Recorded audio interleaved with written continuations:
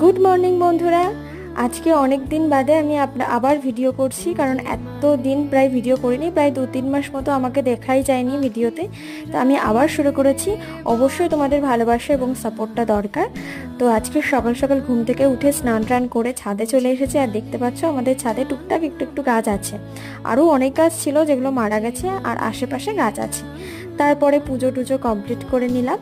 পুজো complete করে নিচে গেলাম। আর একটা কথা আছে, কিন্তু আমার বোনের জন্মদিন, তার জন্যই আজকে থেকে আবার ব্লগ স্টার্ট করছি। এত ব্যস্ত থাকি যে ব্লগ করার টাইমটাই আমি পাই না। আর সকালের মেনু হচ্ছে লুচি আর কাবলি ছোলার ঘুগনি, আমার যেটা খুবই প্রিয়। তো এটা তাড়াতাড়ি করে খেয়ে নিলাম। খেয়ে 5 রকম ভাজা, যেটা নিয়ম মেনে করে সেটা করে নিলাম আমি স্কুলে যাওয়ার আগে, কারণ স্কুলে গেলে আমি আর কোনো কাজই করতে পারবো না, আর আস্তে আস্তে তো অনেকটাই দেরি হয়ে যায়।